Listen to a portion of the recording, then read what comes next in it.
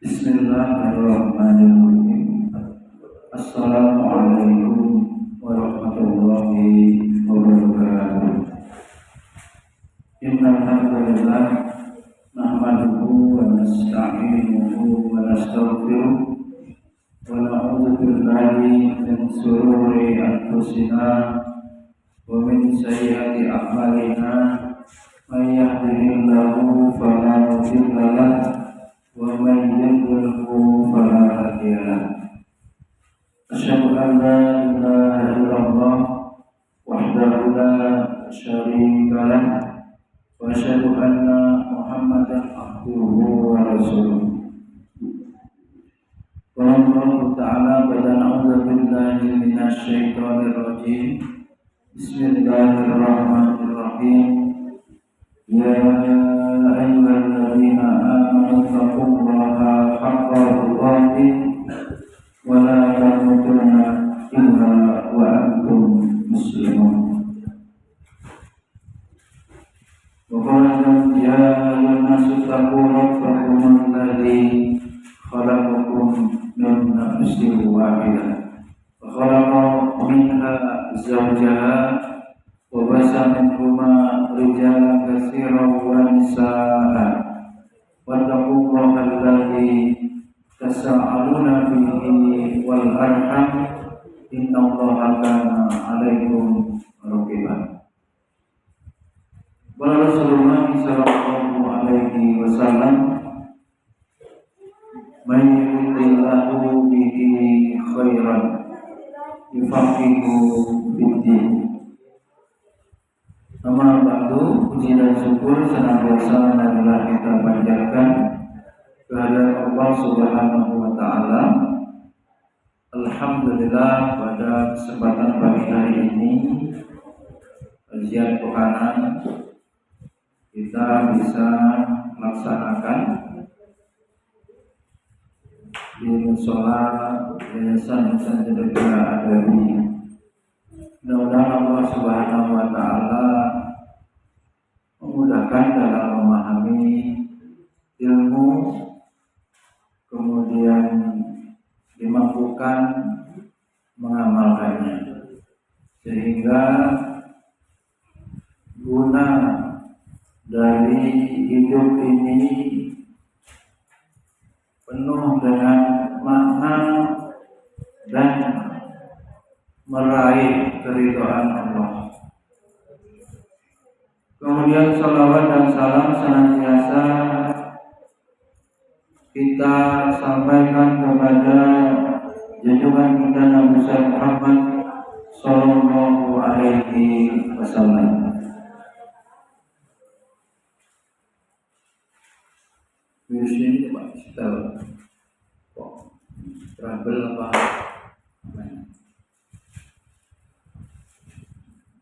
Keluarga sahabat tabi'in, tabi'ut tabi'in, dan kita semua umatnya yang senantiasa istiqomah mengikuti jejak langkah beliau ila yaumil qiyamah. Lepas. Jadi Allah, pada kesempatan kali ini kita akan mengkaji bagaimana petunjuk Nabi kita Muhammad sallallahu alaihi wasallam dalam menghadapi penyakit. Allahumma inni a'udzu bika minal ajzi wal kasali. Ya Allah, aku berlindung kepada Engkau dari rasa atau penyakit lemah dan malas, ajzi wal kasal. Bisa jadi orang jahil, bodoh, tetapi dia rajin, ya, tidak malas, lama-lama menjadi pandai. Keadaan sebaliknya, orang yang sebenarnya kecerdasannya tinggi, ya, tetapi kaslan, malas. Akhirnya apa? bodoh, tumpul otaknya, ya, nalarnya beku, ya, nggak bisa mencerna karena otak atau kecerdasannya tidak dipergunakan, terbelenggu malas. Malas bikin hidup makin redup, ya. Ada quote, malas bikin hidup makin redup. Yang harusnya bersinar bercahaya ini redup. Agama kita, ya, memerintahkan apa tadi? Berlindung, berdoa dari malas, ya. Nabi kita mencontohkan umatnya agar berlindung, ya.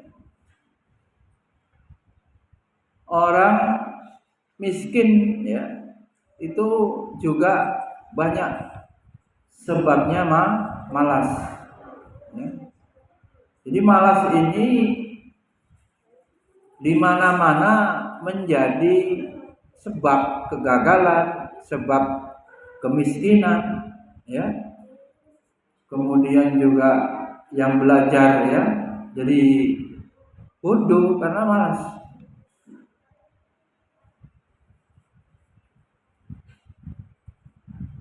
Lebih sering rehat, ya, rehat perlu tapi lebih sering atau kebanyakan. Lalu berpangku tangan, lalu tarsok, menunda pekerjaan. Kemudian juga bekerja tanpa ruh, robot berarti. Tidak ada kesungguhan adalah bagian dari gejala-gejala penyakit malas. Tuh. Orang hanya semangat dalam satu hal, yakni sesuatu yang sesuai dengan selera, nafsu atau syahwatnya. Semangat kalau cocok dengan hawa nafsu. Tapi sayang, ternyata ini masalahnya, nafsu itu cenderung kepada keburukan. Inna nafsa la'amaratun bisu. Bagaimana tadi? Sebab kegagalan, sebab kemelaratan, sebab kebodohan, malas. Malas ternyata, ya, disebabkan lagi apa? Hanya semangat salah satu, dan salah satunya itu yang dia lakukan itu yang sesuai hawa nafsu. Lah hawa nafsu manusia itu tabiatnya senangnya kepada keburukan. Atau sekurang-kurangnya, dan ini juga bahaya, senang hal-hal yang sia-sia tak berguna. Tapi kebanyakan, ya, akhirnya apa? Gak ada kesempatan untuk beramal soleh atau yang produktif. Nganggur, ya, ngelamun, ngayal, gibah, ngobrol, wah, sampai dawuh dari Kiai Lirboyo itu penyakit santri itu apa? Ngobrol diantaranya. Jadi senang ngobrol sampai enggak murojaah, enggak menelaah, enggak menghafal. Bahkan dalam pengajaran pun seperti sekarang ini masih santri itu ngobrol. Maka harus dicermati betul. Memang dari luar terlihat bermajelis ilmu, taklim, tapi ribut, ngobrol, sehingga tidak manfaat, ya, tidak berhasil, sia-sia.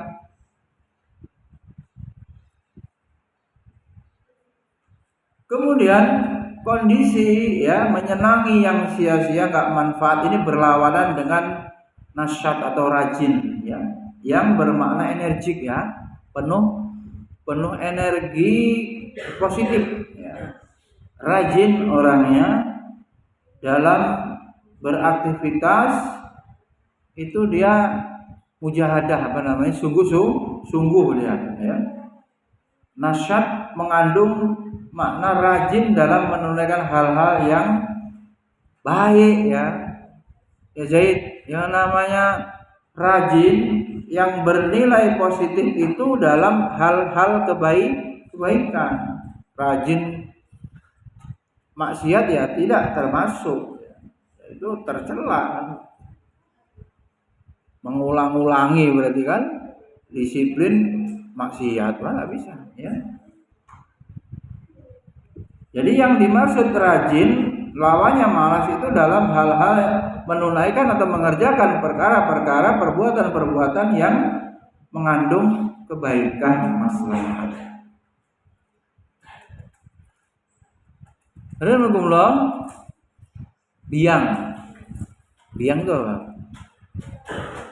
apa artinya biang? Biang kerugian ya, itu malas ya. Baik kerugian fit dunia, di dunia ini, atau kerugian nanti di akhirat. Abirsan cocok gak ini? Keadaan yang terjadi kemudian kita mendiamkan, pernah disampaikan dulu, berarti kita menyetujuinya. Betul. Dan cilakanya kalau keadaan itu tidak baik, bodoh, atau nilainya kuliah kecil, siapa ini Mbak Dinda, belum pernah UAS, IP-nya belum jelas. Kemudian keadaan ekonomi misalnya, atau keadaan status, ya kan? Jombloan dan jombloati abadan abidin. Dibiarkan itu, tidak dia berikhtiar, mendiamkannya, ya berarti menyetujui, karena Allah memberikan pilihan manusia untuk menentukan nasibnya. Gimana itu? Faman sya'afal yu'min wa man sya'afal yakfur. Ini kalau iman dan kufur. Berarti kalau kaya, miskin, pinter, bodoh diberikan kepada siapa? Diserahkan kepada siapa? Pilihan itu kepada manusia. Allah memberikan apa? Akal sehat. Nah, maka akal yang sehat itu menuntunnya ya, modal potensi yang Allah berikan itu harus dikembangkan, karena dia berpikir berarti saya harus pintar, berarti saya harus mampu ekonominya, berarti saya harus merubah. Innallaha la yughayyiru ma biqaumin hatta yughayyiru ma bi anfusihim, kembali kepada diri kita. Umpama nih, komparasi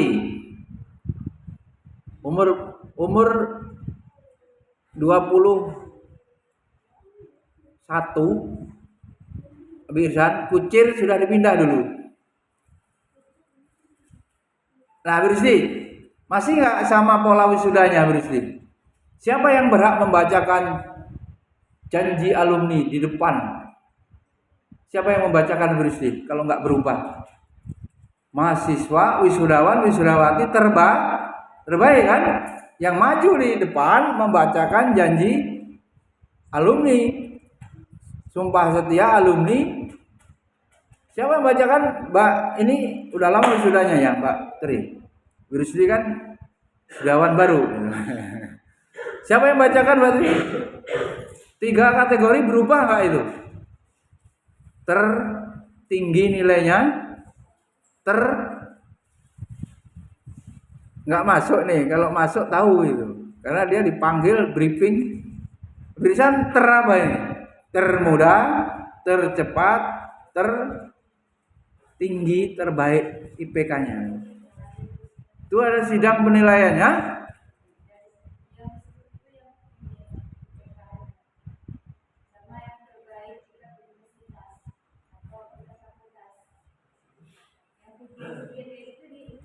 Kalau wisuda itu tingkat universitas, seluruh prodi dia akan bertarung mana mahasiswa yang IPK-nya tertinggi dari semua wisudawan saat itu. Siapa yang termuda saat itu di periode itu, dan yang tercepat ada yang 3,5 tahun. Umpamanya dia 3 itu tidak dihapus seingat saya, dan dialah yang berhak maju. Dan dulu 2007 itu tidak bisa masuk ke GSG Wirisdi ketika tidak termasuk itu orang tuanya. Jadi orang tua Abirsan tidak bisa masuk ke GSG yang lama itu karena kapasitasnya cuma 1.000. Dan waktu itu 2007 itu wisuda terbanyak dalam sejarah saat itu sejak berdirinya IAIN. Tidak bisa masuk, Wi. Berarti di mana orang tuanya Abirusdi kalau saat itu? Di tenda, di luar. Dia kalau mengintip di kaca itu dilarang sama Menwa waktu itu. Galak-galak resimen. Jadi orang tua kita tidak bisa melihat. Kenapa seperti itu? Ya itulah pendidikan adanya apa? Kompetisi. Kalau sekarang orang tuanya 1 apa 2 boleh masuk kan? Apa 2 apa 1? Sudah kurang menarik. Kalau zaman dulu berlomba betul. Kalau pengen kita dilihat orang tua kita harus dari 3 itu. Baik S1 maupun S2 termasuk itu. Jadi masuk terus gantian. Ya. Gantian orang tua Abi itu masuk gantian S1, cuman jatah 1 itu ya. Nah, karena seperti itu apa sebabnya? Tidak malas jelas ya. Tidak malas, bersungguh-sungguh rajin. Baru bisa melampaui yang lain. Sebagai sebuah capaian kita bersungguh-sungguh mensyukuri akal, mensyukuri nikmat fisik yang sehat sehingga bisa berprestasi. Begitu. Kembali kepada masing-masing kita. Nah, kalau mendiamkannya, tidak berkompetisi, tidak rajin, berarti menyetujui. Ya. Kita belum tentu ada kepastian setelah lulus, tapi di puncaknya kuliah itu orang tua akan merasa bangga kalau wisuda kan begitu. Di wisuda itulah kemudian bisa masuk melihat. Itu dulu ya, sekitar berapa tahun tuh, 2007, hampir 17 tahun yang lalu ya. Sekarang kan berubah. Masih ada penentuan pembacaan janji alumni, tapi orang tua bisa masuk. Sekarang kalau ada yang 21 wisuda, ada yang 22, ada yang 23 sarjana. Itu bagaimana itu? Kembali ke siapa itu? Ya mahasiswa itu sendiri. Pertanyaannya, kenapa teman saya bisa 21 wisuda, kenapa saya tidak bisa? Maka saat itu Abi Rusdi memilih jurusan yang bisa menasihati itu supaya tidak menyesal kemudian, yaitu memilih jurusan apa? Konseling, bimbingan. Ya Mbak Dinda. Jadi Bapak memilih jurusan bimbingan. Kami memilih jurusan bimbingan. Oh, begini ya. Jadi Abirsan ditata itu. Oh, semester 1 ini, semester 8, semester 6 harus seminar begini. Biar bisa 4 tahun bahkan 3,5 tahun waktu itu di pada bersaing begitu. Ya, jurusan itu strategis kalau bisa mengarahkan. Jadi orang itu tidak lewat. Ya, belajarnya apa? tepat waktu. Apapun faktor-faktor penghambatnya ya disiasati, diantisipasi. Karena dengan pemahaman ilmu yang dimiliki membuat kendala itu, masalah itu bisa diselesaikan atau diantisipasi, dicegah. Begitu pentingnya menghadapi masalah hidup dengan ilmu. Ya. Ilmu sebagai cara untuk menyelesaikan masalah ini, apapun masalahnya.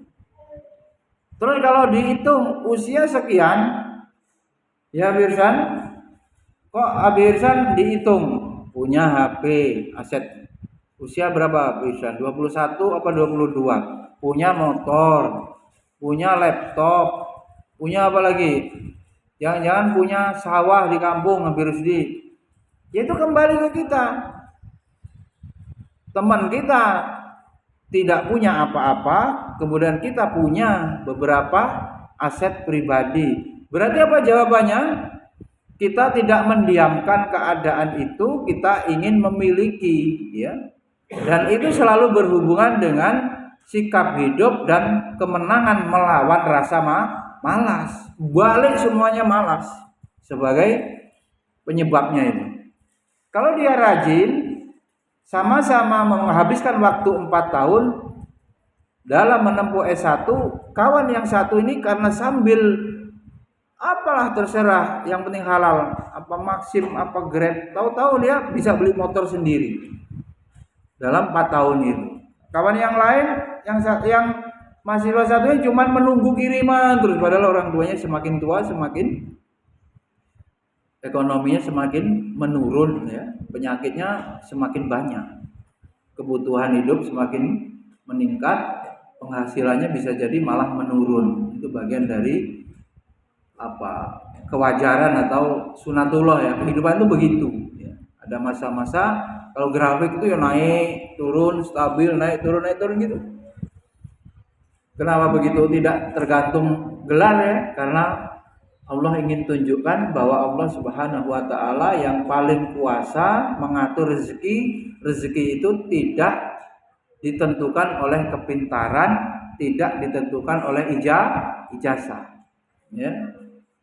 Waduh, menderita sekali ya kalau Allah tetapkan harus melalui syarat ijazah, ya. Tidak adil, ya. Tidak semua bisa kuliah, ya. Selalu orang yang nggak punya menderita terus. Kalau ukurannya ijazah, karena kuliah ini biaya, gitu. Jika keadilan, kemahaadilan Allah meletakkan pembagian rezeki itu ada pada tangan Allah, tidak pada atasan, tidak pada ijazah, ya, tidak pada majikan, ya. Sebetulnya begitu. Bisa jadi gajinya besar tapi musibahnya banyak, habis lagi minus, ya. Bisa jadi gajinya kecil, Allah berikan keberkahan, terhindar dari banyak masalah atau musibah. Termasuk kesehatan, ya. Kesehatan itu paling mahal. Orang bodoh bisa pintar kalau punya kesehatan, dia belajar. Orang miskin bisa kaya kalau dia punya kesehatan, dia bisa kerja keras. Tapi orang yang sakit ya sudah kehilangan semuanya. Mau pintar ya nggak bisa, belajar gimana orang sakit? Ya, maka Rafa kesehatan nomor 1 Pak untuk dijaga, ya. Ya, tentu nomor 1 kalau urutan ya iman, akidah. Tapi ini dalam urusan dunia ini butuh kesehatan, ya. Butuh badan yang sehat. Maka jangan sampai begadang, ya, hak-hak tubuh, ya. Jangan sampai ini ya Birsan kurang manajemen penyakit vitamin, gizi, ya. Biar nggak alergi gitu. Gimana? Apa sebabnya dulunya? Ya. Juga him biar banyak serat. Zahid, Mil, pencernaan lancar, makan sayur, makan buah, jangan makan yang instan terus. Nah kalau mendiamkan jojong, ya, nggak mau makan sayur, hapla. Jadinya kurang serat, sakit. Baru katanya sakit, ya. Sakitnya apa, Ro? Ya, itu dipelajari.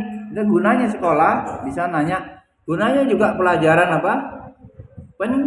Penjas ya. Di situ harusnya sampai pada pentingnya menjaga kesehatan ya. Dengan kesehatan itu baru semuanya bisa diraih ya. Nah, karenanya para santri ya, ini apa ya, musim sakit ya, ada musim-musim begitu menurut ilmu kedokteran, maka kita meningkatkan kewaspadaan.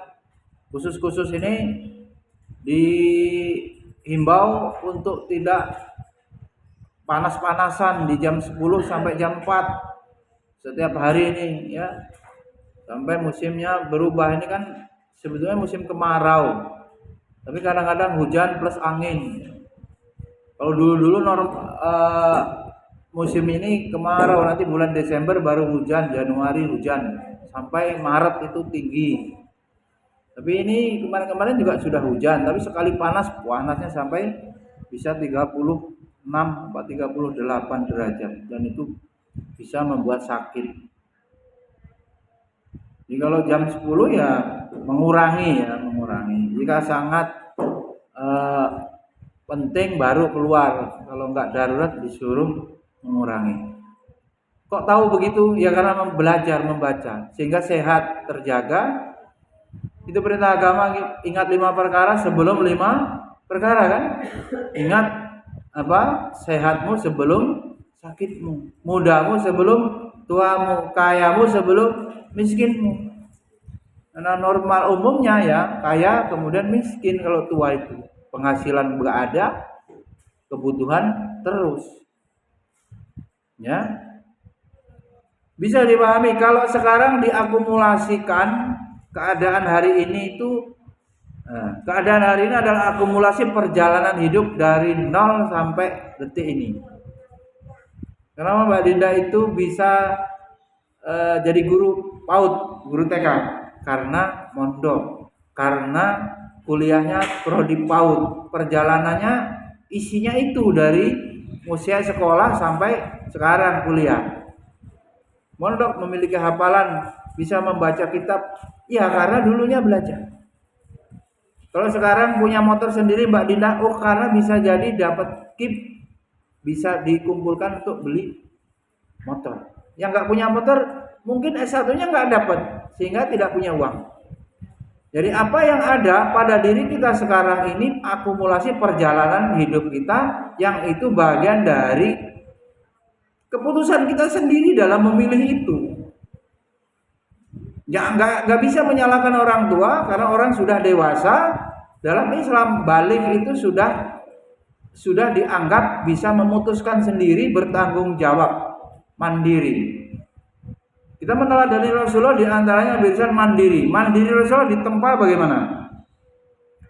Ternyata Rasulullah, kita baca sirah, sudah yatim sejak kapan itu?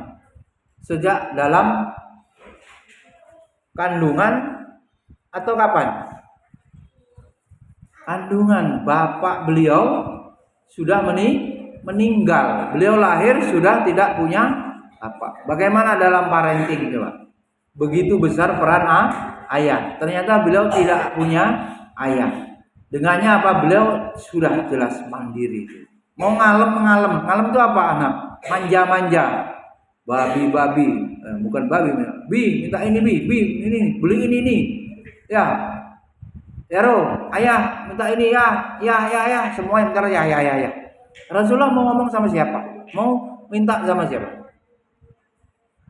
Setelah itu ibunda beliau meninggal umur berapa? Nah, Rasulullah umur 6 tahun. Siapa yang 6 tahun? Kamil ya? Kamu 6 tahun Mil, 2019 lahirnya. Sekarang 2025, 6 tahun. 6 tahun itu uminya meninggal. Coba Mil. Dia mau berkeluh kesah, curhat. Naila tidak ini ya. Ya, Naila berarti dipilih. Naila umur berapa uminya sudah disayang Allah kembali. Nah, ini Mbak Dinda ini. Umi Dinda ini. Naila uminya 1 tahun belum ada ya. Sudah dipanggil oleh Allah sakit.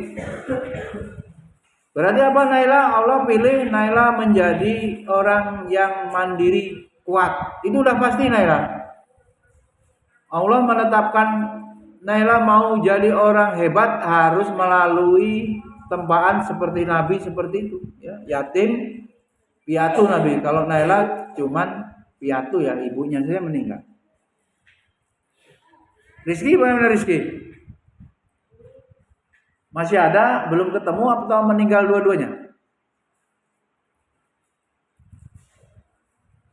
Ya, waktu itu siapa yang yatim? Ada ya, si Sifa ya, Sifa dulu yang mondok ya, perempuan. Alhamdulillah, ini sambil muhasabah ya, muhasabah. Waktu itu Zaid bisa menjawab, pada akhirnya bodoh, miskin, penyakit, masalah, musuh, manusia itu akibat atau takdir Allah? Jawabannya akibat. Akibatnya dari apa? Sebab utamanya malas. Udah ketemu ya? Kenapa nggak bisa ngaji? Kawannya Mbak Linda di kampus. Ya bodoh, dulunya nggak mau belajar. Ya nggak bisa ngaji kan nggak bisa. Berarti bodoh cara mengaji kan? Nah bodoh itu sebabnya apa? Ya tidak belajar atau bisa jadi malas itu tadi anunya. Sehingga kawannya bisa, dia belum bisa. Terus mau nyalakan siapa? Takdir Allah? Ya enggak. Kenapa ada orang yang Allah berikan kepintaran? Ya sebabnya dia menuntut ilmu. Hingga sekarang apa yang ada pada diri Mbak Dinda itu akumulasi perjalanan. Oh, guru, kawannya sama-sama kuliah PAUD tapi belum jadi guru TK. Ya, karena cuman kuliah belum atau tidak mondok dulunya sehingga tidak bisa atau tidak berani, tidak siap, tidak diterima di dunia pekerjaan atau di sekolah. Ini nggak bisa nyalahkan siapapun, ya, nyalahkan sebetulnya lebih banyak kepada diri sendiri. Terlepas ini ya Birusdi yang sudah berlalu kita imani sebagai takdir. Tapi dalam konsep ini ya Birusdi, pendidikan, bimbingan, ya kita harus punya planning, merencanakan hidup gimana Birsan, menata masa depan. Kita tata sendiri. Kalau sekarang ditanya Birsan, keadaan sekarang ini memang sudah sesuai rencana dulu waktu lulus MAN atau lulus SMP sudah berencana begitu atau belum? Harusnya ya Birsan, sekolah yang kondisinya stabil, gurunya banyak, memenuhi syarat, ada guru apa Birsan? Guru BK, ada bimbingan apa? Karir, bukan hanya bimbingan belajar. Jadi ini Faro ini jelas nih, umpamanya sekolahnya sekolah Islam, SD-nya SD biasa, ya bukan SDIT apa MI pondok. Nanti kamu setelah ini mau mengembangkan apa? Pondok lagi, berarti jalur bidang keilmuan agama, atau mau sekolah teknik, atau sekolah IT, bapaknya ini di dunia apa? Dunia apa itu yang fotografi, dunia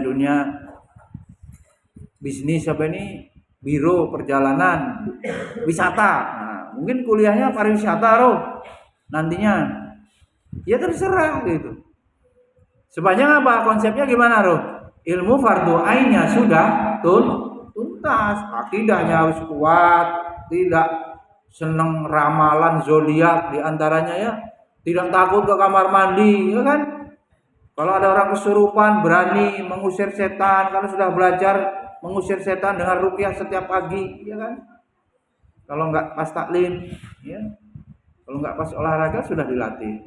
Kemudian ibadahnya sudah benar, khusyuk bisa terwujud, ibadah-ibadah sudah sesuai contoh Nabi, hukum-hukum seputar ibadah paham. Baru yang ketiga, ilmu yang fardu ain, pensucian jiwa kaitannya akhlak. Muaranya agama ini akhirnya endingnya akhlak yang baik tentu dari akidah yang lurus, ibadah yang sahih. Itu loh baru akhlaknya mulia. Kalau masih nakal-nakal gangguin arpan, ya akhlaknya masalah. Berarti belum benar. Kan sudah sering diulang-ulang. Gimana itu sama yang tua menghormati. Jam sama teman apa? Menghargai apa menyayangi? Sama adiknya menyayangi, sama yang kecil itu disayangi, itu nggak boleh disakiti. Baru itu terwujud akhlak yang mahmudah, akhlak yang mulia. Kalau masih ganggu-ganggu mah ya apa statusnya orang yang jahat, zolim, sesuai dengan kenakalannya zolimi. Begitu kehidupan ini akan dimintai pertanggungjawaban semuanya atas amal-amal perbuatan manusia, ya. Hadirin Allah, balik tadi apa? Biang kerugian dunia akhirat malas. Imam Ibnu Hajar Al-Asqalani yang mensyarah kitab Fathul Bari, ya, menulis kitab Fathul Bari, syarah Sahih Bukhari, mendefinisikan malas. Coba ditulis. Pan, kamu gitu terus. Mana bukunya? Malas itu al-kaslu tarkus syai' ma'a qudrati alal aghdi fi amalihi. Siapa tadi ulamanya? Ibnu Hajar Al-Asqalani mendefinisikan malas. Malas adalah meninggalkan sesuatu yang baik padahal dia mampu melakukannya. Sesuatu yang baik ini apa saja yang termasuk kebaikan, tapi dia malah nggak mengerjakan, malas. Nuntut ilmu jelas, ya, bekerja jelas kebaikan, membersihkan kelas jelas kebaikan. Apa saja yang itu amal kebaikan ditinggalkan, itu malas. Al-kaslu tarku syai' ma'al qudrati ala akhdi fi amalihi. Sedangkan Al-Aini, penulis Umdatul Qari Syarah Al-Bukhari, juga menjelaskan bahwa wal kaslu hawa dha'ful himmati wa isarur rohati lil badani ala ta'abi. Malas adalah lemahnya kemauan. Apa tadi? Lemahnya kemauan. Lebih mengutamakan santuy rehat. Gimana? Roha lil badani, ngenakin badan. Roha lil badani itu ngenakin badan, rehat-rehat santai, tidak mau atau daripada bekerja. Jadi tidak mau lelah dalam alat ta'bun ini, capek, nggak mau capek. Nggak mau capek. Itu sampai ada perbincangan itu dari ahli hikmah, ya. Jangan tolong orang yang maunya enak sendiri, ya. Sampai dilarang. Menolong itu baik, tapi menolong orang yang maunya menang sendiri, nggak mau susah, nggak usah. Maunya enak, ya. Nggak mau apa? Kerja keras. Makalah bisa numpang tuh Mbak Dinda, nggak mau urunan, nggak mau buat numpang nama, biar apa? Lulus. Numpang bangik gitu. Begitu.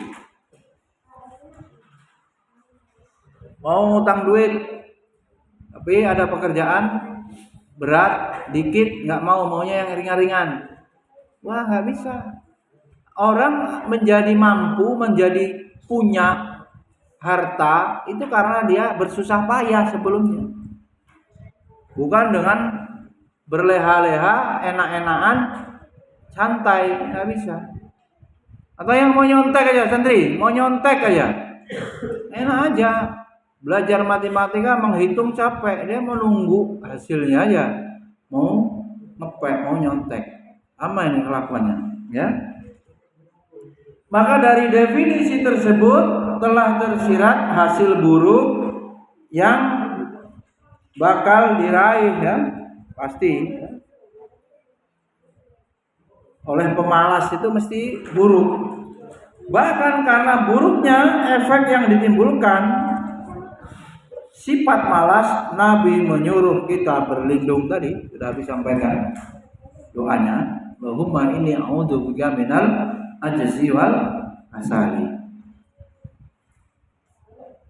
Kemudian sahabat Abdullah bin Mas'ud, ya, kata beliau nih, Abdullah bin Mas'ud ulama yang sahabat, ya, sahabat Nabi itu kan ada orang biasa, ada yang ulama. Nah beliau ini yang ulama. Camkan ini, din sahabat Ibnu Mas'ud, sahabat Abdullah bin Mas'ud, ya, Abdullah bin Mas'ud, tak ada pandangan yang lebih menyebalkan, kata beliau, dari melihat orang malas. Bahaya betul. Mahfudnya gimana Birsan? Kita Birsan ini baru menerapkan ini apa? Menghilangkan tim apa Birsan? Toksit ya. Tim satu pekerjaan nggak jelas, MJ males. Ngaruh nggak sama kita? Ngaruh. Maka apa? Pergaulan, pertemanan mempengaruhi. Ya, seseorang itu tergantung temannya. Ya. Almar'u ala dini khalili. Apa Mbak Dinda? Almar'u ala dini khalili.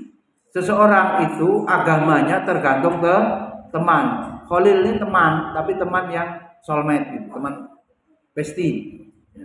Habis dengan timnya di Masjid Ar-Ridho, bestinya malas, nggak jelas, banyak pergi-pergi. Wah, akhirnya eksekusi. Ternyata begitu rasanya Birsan ya, berteman atau melihat orang malas, ya, membuat kita jengkel nih, menyebalkan. Bertemu melihat orang malas, pagi-pagi sudah malas, kelihatan rambutnya acak-acakan umpamanya yang laki, ya, Pan, kamu gitu gimana? Ditulis lu. Kayak gitu kalau dimarahin nggak mau. Gak usah buat kapal lu, pesawat lu. Mil, tulis. Abdullah bin Mas'ud bilang apa tadi? Kalau nggak ada catatannya, hukum nih. Beliau ini ulama paling sebal melihat orang malas, ya. Tak ada yang lebih memberatkan pandangan mataku selain melihat orang yang tidak bekerja untuk dunianya dan tidak pula untuk akhiratnya. Apa gunanya? Dunia tak dia raih, akhirat apalagi. Dua-duanya enggak. Maka yang benar, waktu yang Allah berikan demi masa wal asri itu isinya apa? 1 jam ini akhirat, ilmu, taklim. 1 jam berikutnya dunia, memenuhi kebutuhan hidup bagi ya yang sudah dewasa waktunya bekerja. Jelas, ya. 1 jam dosa, 1 jam nganggur, 1 jam gibah. Aduh, Allah, malaikat nyatat begitu.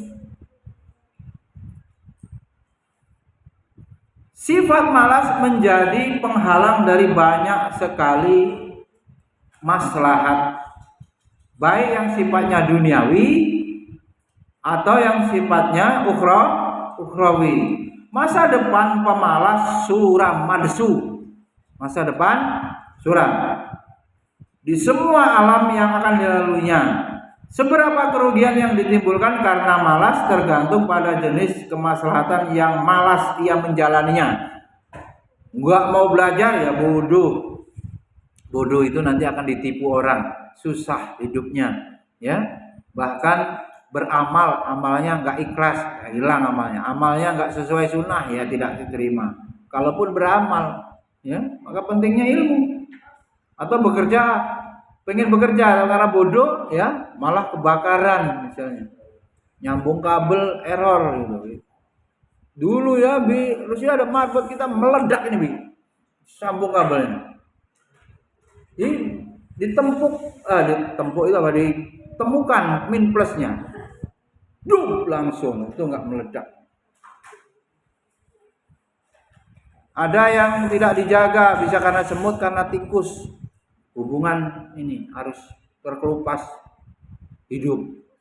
KWH-nya meledak. Ada. Atau yang ngecas belum lama ada ini. Mesin cucinya dicolokin terus, meledak. Mesin cuci, HP, Magicom pun bisa itu kalau sangat panas ya, meleleh dia. Dia melakukan pekerjaan yang merugikan dirinya karena bodoh, tidak punya ilmu. Tuh. Rata-rata penyakit malas itu menular. Su'ul khuluqi yudi. Tadi Abirsan mau tanya, apa mahfuzatnya Abirsan? Belum kejawab tadi. Su'ul khuluqi yudi. Maka kalau kita punya lingkungan itu isinya pagi-pagi habis subuh pedompai, enggak ada yang masak, enggak ada beberes. Naum Daiman generasi Ibnu Kasur, bukan Ibnu Kasir, ulama tafsir. Gimana rasanya Abirsan? Abirsan punya teman satunya habis sholat subuh menyelinap ke kamar tepar. Abirsannya harus beberes. Wah, mata tadi kata siapa tadi? Abdul bin Mas'ud, mataku ya kata beliau sangat malas, pandangan mataku melihat orang yang malas. Virus ya, toksik, meracuni ya, menular. Bahkan penyakit ini bisa dengan mudah menular kepada orang lain karena tabiat nafsu ingin berleha-leha dan gampang terpengaruh melihat orang lain yang juga leha-leha.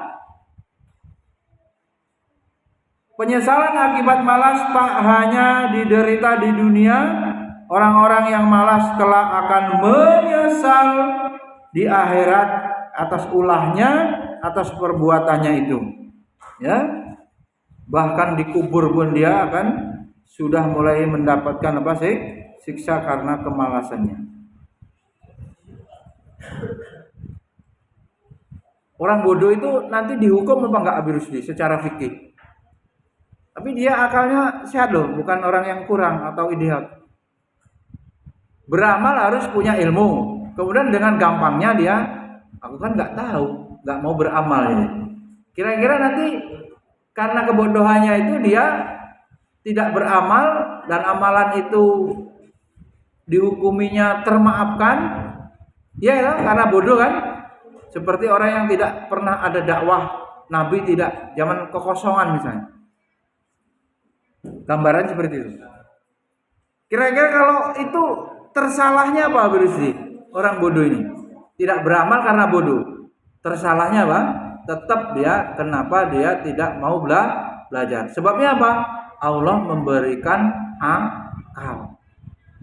Karena orang yang kurang, rufi al-qalab an salasin, pena terangkat kepada 3 orang karena orang yang itu dia tidak sadar atau memiliki kekurangan. Tapi orang yang akalnya sehat, tidak memiliki kekurangan, hukum taklid terbebani padanya, maka dia tidak dimaklumi karena kebodohannya. Dia harus atau terhukumi harus wajib menuntut ilmu sebab thalabul ilmi fardhu wajib. Termaafkan tidak melakukan amalan, tapi tidak termaafkan karena tidak menuntut ilmu. Dosanya tidak menuntut ilmu. Akarnya di situ, ya. Oleh karena itu masih ada waktu para santri, bagaimana melawannya, ya. Bagaimana kita melawan rasa malas, ya. Enyahkan malas dari kehidupan kita. Enyahkan malas dari kehidupan kita. Biasakan bergerak cepat dalam setiap aktivitas. Ada hikmah di balik kebiasaan Nabi yang biasa berjalan dengan cepat. Nabi itu berjalan cepat. Wa ma ra'aitu ahadan asra'a fi misyatihi min Rasulillah sallallahu alaihi wasallam.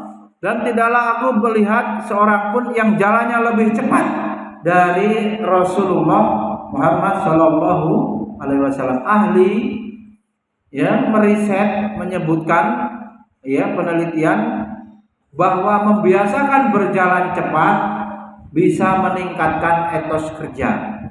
Membiasakan berjalan cepat bisa meningkatkan etos kerja. Ternyata kebanyakan para ulama yang sukses dengan perolehan ilmu di atas rata-rata juga memiliki kebiasaan jalannya cepat.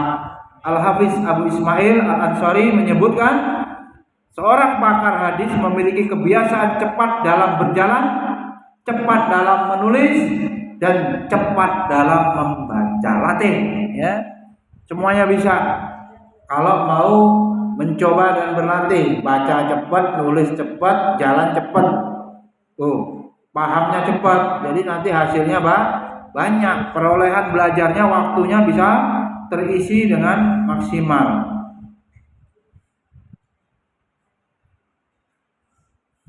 Berkaca pada kesuksesan orang-orang yang bersemangat juga menjadi pemicu untuk bekerja keras.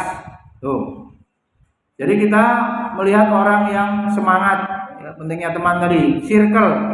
Renungkanlah etos yang dimiliki oleh Ibnu Ukail.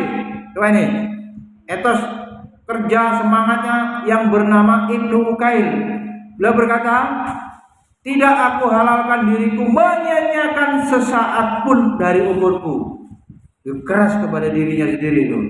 Meski nantinya lisanku tak bisa lagi untuk berdiskusi, mataku tak lagi mampu untuk membaca, maka aku akan berdayakan seluruh pikiranku saat aku berdiam diri dan hanya mampu berbaring di ranjang. Mata nggak bisa, badan nggak kuat, pikirannya masih bisa, meskipun dia hanya terbaring.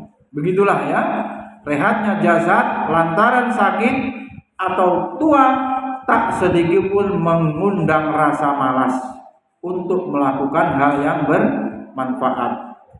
Seperti juga yang dialami Abu Yusuf Ya'qub Al-Ansari, Ibrahim bin Jarrah menjenguk beliau saat sakit. Begitu masuk, ia dapatkan Abu Yusuf tengah pingsan karena sakitnya.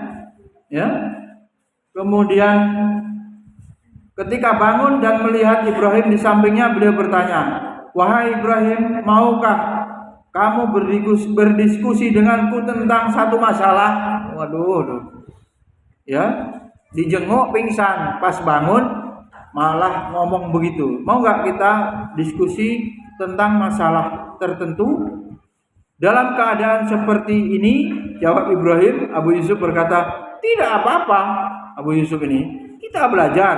Semoga kita sukses karenanya." Lalu keduanya berdiskusi, orang jenguk sakit malah berdiskusi. Yang dibahas masalah haji. Sejurus kemudian Ibrahim minta izin undur diri, tapi belum lagi melewati pintu keluar, ternyata Abu Yusufnya meninggal. Abu Yusuf sakit, pingsan, dijenguk sama siapa tadi?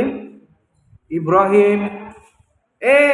Pas bangun dari pingsan, Abu Yusuf ngajak Ibrahim berdiskusi masalah hukum seputar haji.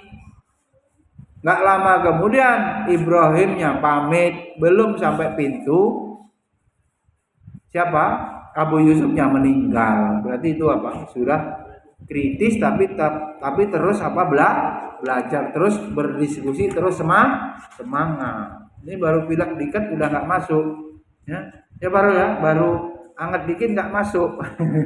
Ini jauh sekali dari ulama kita ini semangatnya melempem kerupuk .